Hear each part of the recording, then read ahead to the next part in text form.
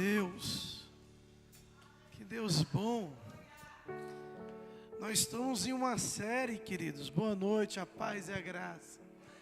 Nós estamos em uma série de tirar a bagagem sobre nós e buscarmos o peso do Senhor, que é leve, é de salvação, é de liberdade. Porque onde há o Espírito do Senhor, há liberdade.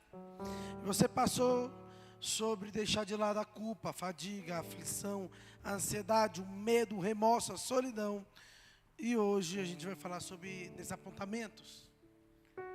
E quando a gente fala de desapontamento, é algo que todo mundo já passou.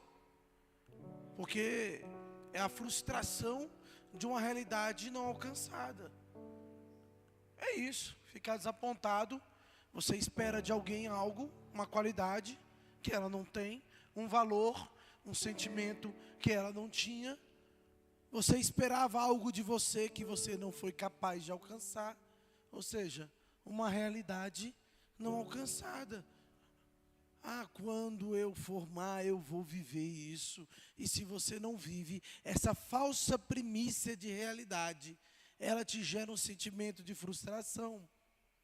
Um peso espiritual, conceitual, valorativo, que pode lhe atrapalhar a seguir uma vida suave, tranquila, em Deus.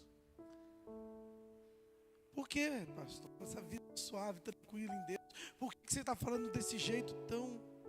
Porque, irmãos, quando Deus chega para você e te oferece a vida eterna, a salvação, um relacionamento íntimo, Ele fala bem assim: primeiro eu te vejo como filho, segundo eu te comprei, te dei uma vida de santidade, te doei o meu espírito, através dele para você viver maravilhas, para que você tenha vida em abundância.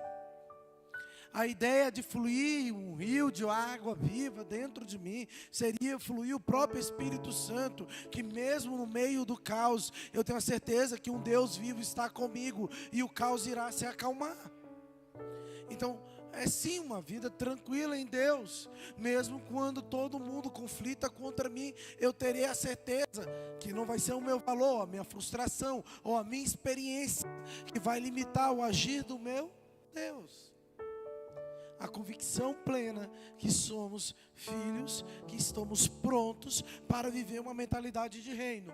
Uma mentalidade de reino é viver um Deus de um reino perfeito, santo, único, poderoso, criador, limpo, santo em tudo que se faz.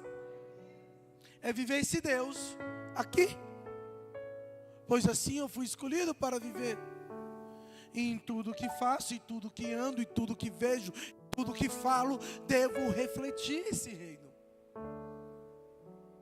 E por isso que falo, somos chamados sim, para uma vida suave, uma vida em paz, uma vida em vida abundante. Não somos chamados para mendigar a tranquilidade do Senhor, o sobrenatural. Não, somos convidados e comprados por Cristo para vivenciar isso de forma efetiva. E é nesse contexto que nós estamos falando para você: tire de você um peso que não faz parte da identidade de reino. E aí você chega aqui e vamos falar da frustração, desapontar, se frustrar, porque você criou uma realidade, eu criei uma realidade, às vezes uma realidade que não era do Senhor, porque Deus é o dono da verdade, tudo Ele sabe, nada escapa do seu domínio. Se frustramos porque vivemos do nosso jeito, pensamos do nosso jeito, queremos desfrutar os valores do nosso jeito. Nesse caminho, você é convidado a abrir a Bíblia com você em 1 Pedro 5,7 comigo.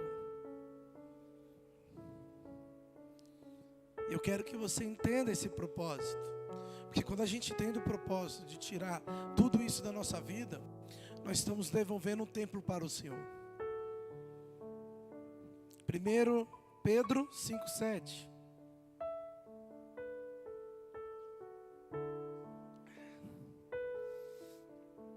Lance sobre ele toda a sua ansiedade, porque Ele tem cuidado de vós.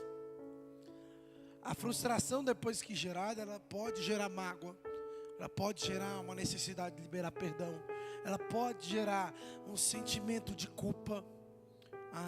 Eu deveria ter feito, eu não fiz. Ela pode gerar um sentimento de medo, eu não vou fazer mais isso, por isso quando eu faço isso, aquilo ocorrerá comigo novamente. Ela pode te limitar a tua experiência com o sobrenatural. Hoje, temos um desafio. Jesus ora vem, isso é um fato. Mas que nunca os sinais são evidentes.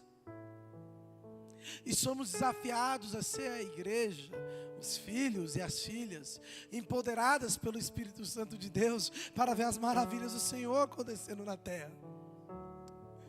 E quem nos acusa, quem nos aponta, quem tenta tirar essa frustração, alimentando essa frustração e criando barreiras para que você se entregue por completo, ou lance a tua ansiedade, o teu medo, ou essa experiência ruim no altar, e se livre disso de uma vez.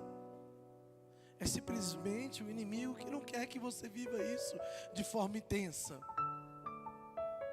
E eu tenho algo lindo para te falar. O propósito que Deus preparou na sua vida é seu. A obra de fato de Deus não para por causa das pessoas, mas Deus escolheu você, ungiu, lhe comprou por um preço singular, para que você tivesse um propósito singular com Deus. Quando Paulo vai à igreja de 1 Coríntios falar sobre imoralidade sexual, ele fala assim, para com essa imoralidade, porque vocês não sabeis que são comprados por um alto preço, para seres templo do Espírito Santo. Essa nossa identidade tem que ser encontrada. O que somos? Frustrados? Pessoas que guardam todas as experiências frustradas da sua ótica de vida? Ou somos aqueles comprados por Cristo? O que somos? Pessoas vagas, depressivas, com sentimentos ruins, sonhos incapacitados? Ou somos templo onde o próprio Espírito de Deus habita em nós?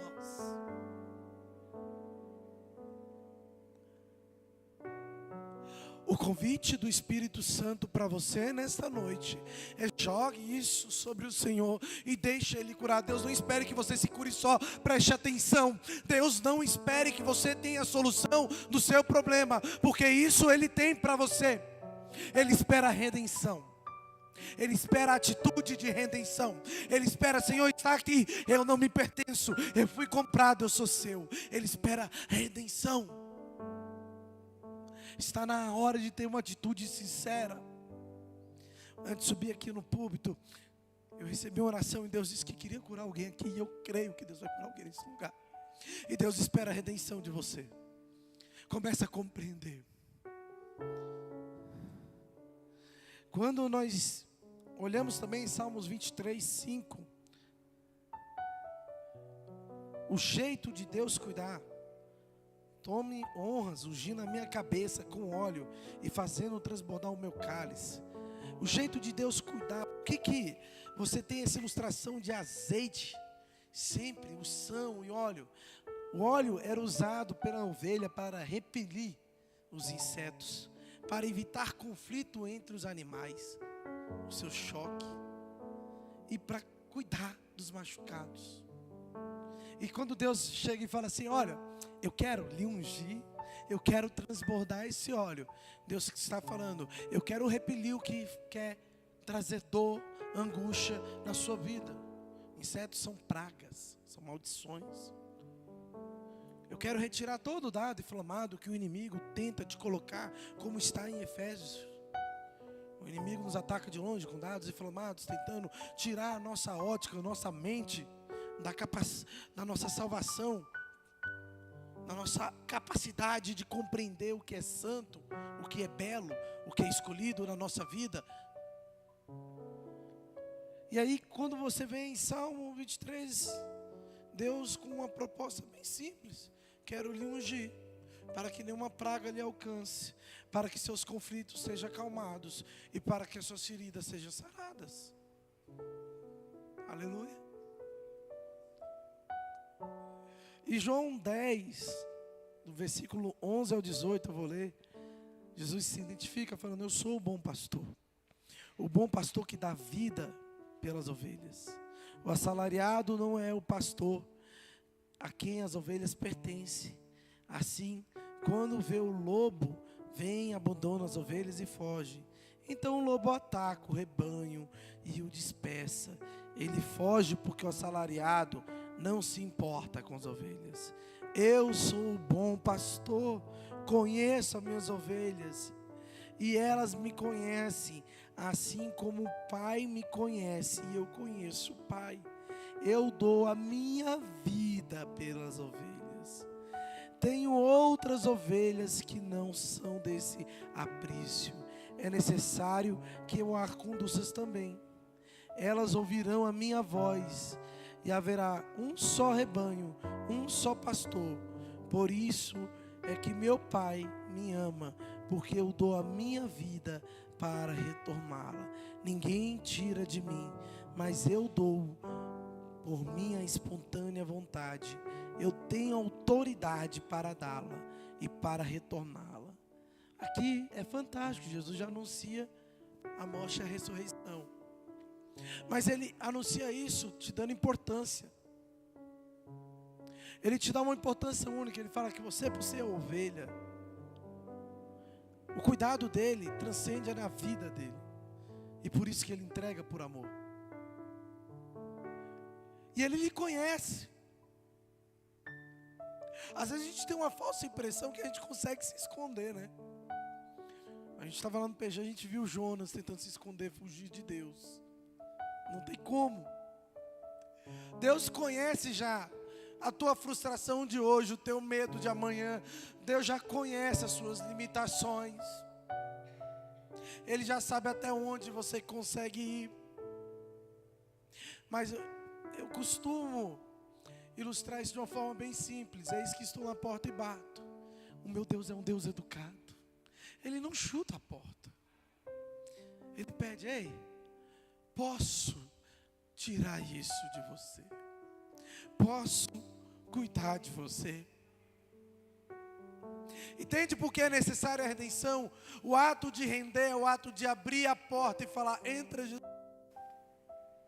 Entra, porque eu não quero mais assim. Eu quero me sentir mais frustrado. Eu não quero mais me sentir incapacitado de mudar a minha vida em Ti. Entra, Jesus. A redenção é um ato de abrir a porta para um Deus educado, que tem todo o poder de mudar a tua realidade. Aleluia. E aí tem 3 coisas que você tem que fazer nesse ato de redenção. A primeira coisa é reconhecer o teu valor para Deus. Nós temos uma mania de nos desvalorizar nos momentos de crise. Se você pega o versículo por hora lido, você vê em João 10, 11 logo, ele dá a sua vida. A sua importância é tão grande ao ponto dele dar a sua vida por você. Limitar o teu valor perante Deus é acreditar que o sacrifício de Cristo, ou a vida de Cristo, não é importante. Entenda o seu valor. O seu valor foi pela vida de Cristo. Segundo ponto que você consegue ver o amor de Deus pela sua vida, a sua importância, é que o próprio Cristo chorou. Em João 11:35 você vê, Jesus chorou. E quando Jesus chora, na verdade, é um momento de empatia, de um sentimento sincero, de uma preocupação sincera com aqueles que são deles. Ora, a ver chorando Maria, os judeus que acompanhavam Jesus, agitou-se no espírito e perturbou-se. Jesus se importa com você. A frustração, lembra? Vem de uma falsa sensação de realidade, mas muitas vezes esse desapontamento está ligado às pessoas. E às vezes a gente espera que a pessoa ame mais, dedique mais, espera que a pessoa seja mais, espere que a gratidão exista. E você às vezes está depositando o que era de Deus em pessoas. O homem pode realmente falhar, como eu posso falhar, você pode falhar. Mas o nosso Deus, em sua perfeição, Ele não falha. O nosso relacionamento com Deus é perfeito pelo lado de Deus, é imperfeito pelo nosso lado. Deus lhe convida a você entender esse senso de importância e se lançar, como foi falado aqui pelo IE, a 1000. Porque antigamente ele se lançava a 100 para o mundo, e agora ele se lança a 1000 para Deus. A única coisa que você vai vendo na Bíblia, Deus é dono de tudo, é soberano sobre todas as coisas, tudo que Ele acha. O que eu tenho, Senhor, que posso lhe oferecer? E a única resposta que até hoje eu entendi é: a minha vida, Senhor, é sua. E quando eu crio a barreira de sentimentos serem maiores que meu Deus, negando a minha importância, negando a minha identidade, eu estou criando um ídolo. E esse ídolo sou eu, na minha mágoa, na minha dor, na minha frustração, que eu não posso quebrar para o meu Deus assumir o lugar dele por direito. Jesus, ele desejou claramente a sua liberdade. Lucas 5,12: se quiseres, podes me purificar. Jesus estendeu a mão e tocou nele, dizendo: quero, seja purificado. Quem buscou Jesus com fé e se rendeu, Jesus mudou a realidade. Assim foi com o leproso. Jesus se importou com quem estava aflito, desesperado.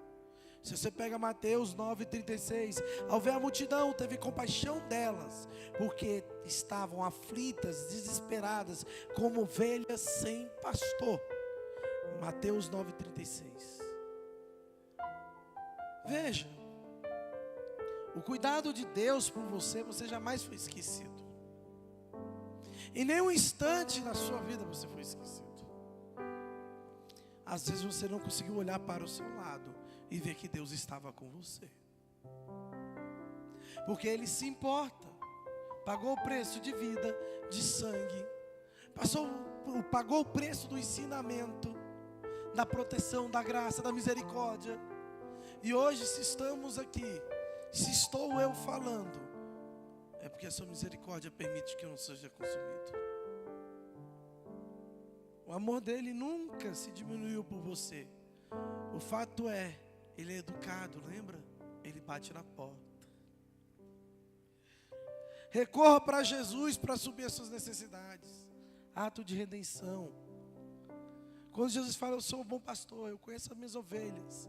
E quando você vai vendo todo o aspecto de cura do Novo Testamento, todo o aspecto de evangelização de Paulo, de João, de todos eles, após em Atos de Apóstolos e seguintes, você vê uma atitude comum de quem recebe o milagre. Eles buscam por socorro de forma sincera. A tua fé te salvou, a tua fé lhe curou. Vá, a tua filha está viva. Frase de Jesus no Novo Testamento. A autoridade do Espírito Santo de Deus foi dada sobre esse povo, para que fizesse o bom querer de Deus.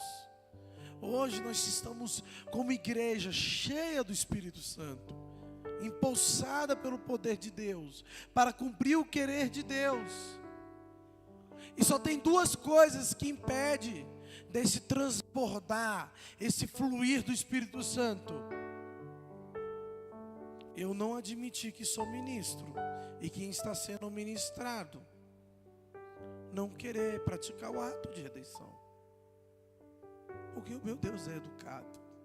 O meu Deus não vai curar quem não quer ser curado. Meu Deus não vai aliviar quem não quer ser aliviado.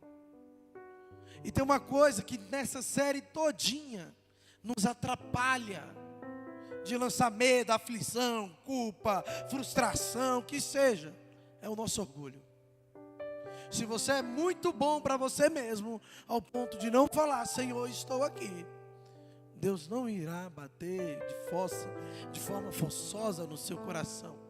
Entenda, a sistemática de Deus é bem clara. Nós amamos Ele porque Ele nos amou primeiro, mas nós amamos Ele.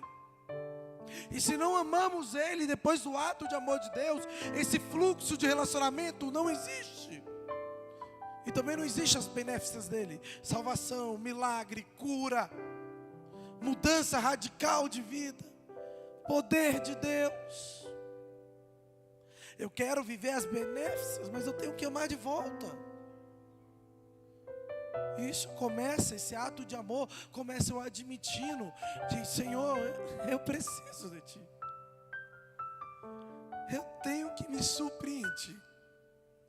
Se você tentar colocar o lugar de Deus em relacionamentos, você vai subjugar essas pessoas em um relacionamento sufocante. Se você tentar colocar o lugar de Deus em você mesmo, no seu próprio amor, você vai se subjugar nessa caminhada. O único jeito de você conseguir encontrar a plenitude certa é depositando o lugar de Deus para Deus.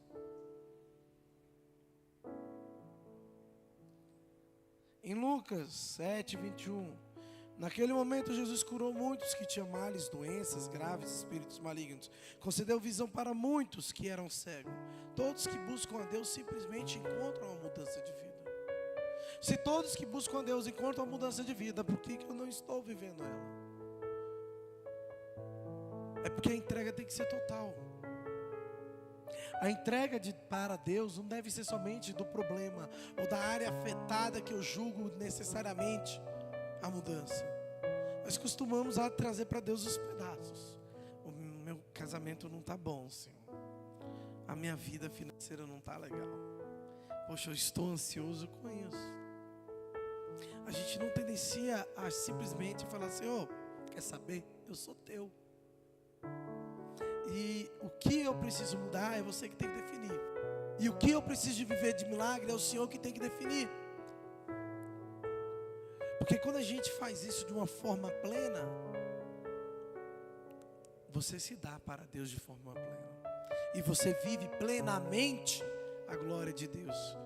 Tanta redundância, sim, porque eu quero que você tenha uma vida plena em Deus. Eu quero que você compreenda isso. Eu quero que você entenda esse sentimento. Deus não quer só salvar uma família. Deus não quer só salvar a tua saúde. Deus quer salvar você por completo.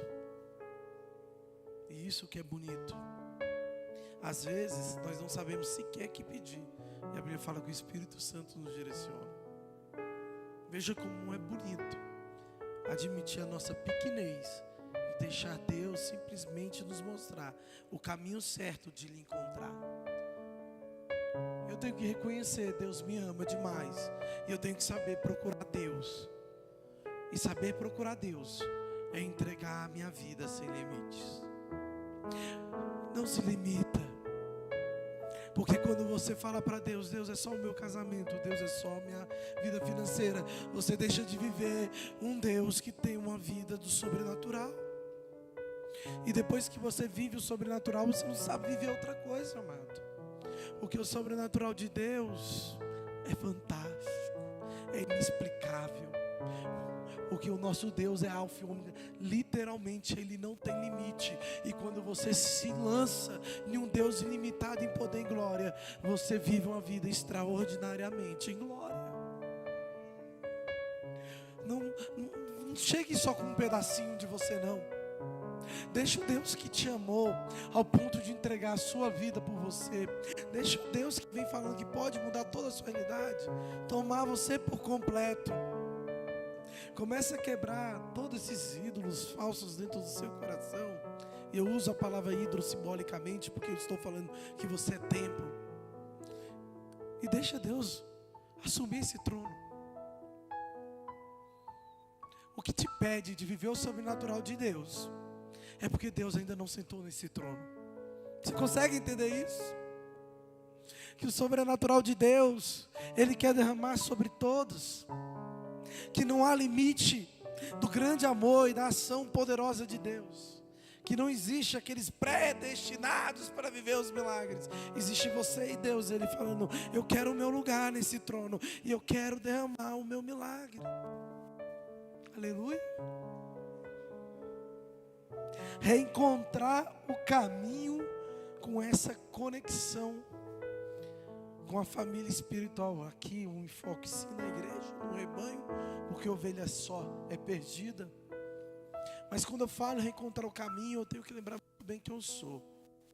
Eu passei uma fase agora na vida que eu me lesionei, machuquei o joelho, eu ganhei um pouquinho de peso, fiquei ansioso.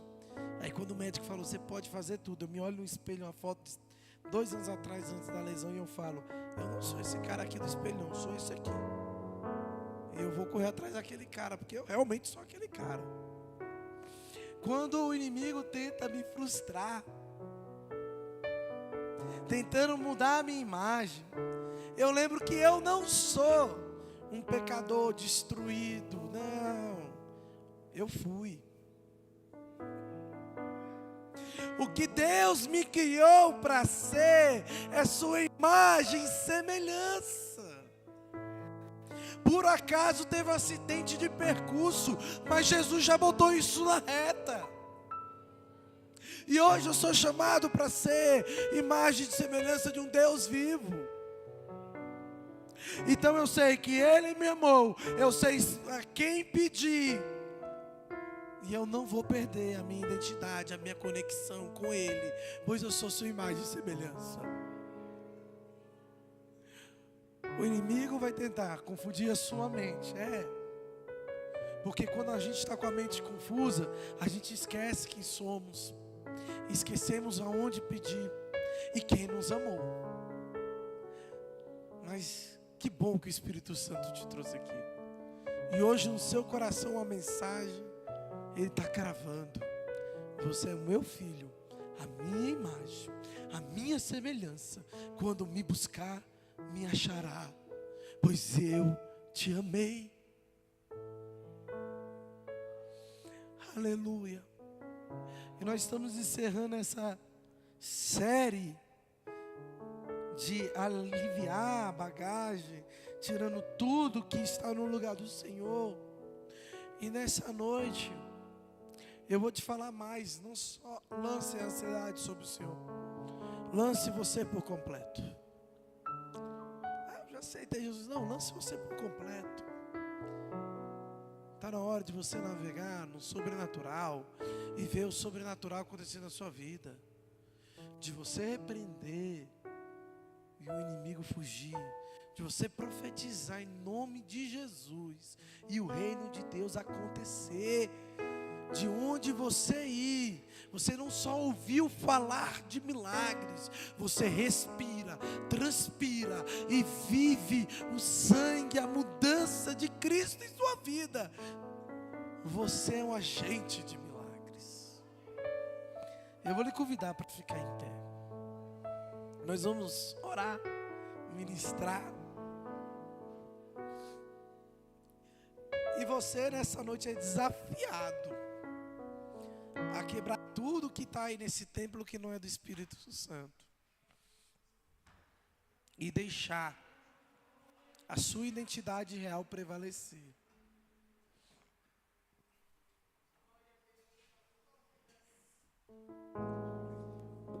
Feche teus olhos, querido. Coloca a mão no teu coração, levanta bem.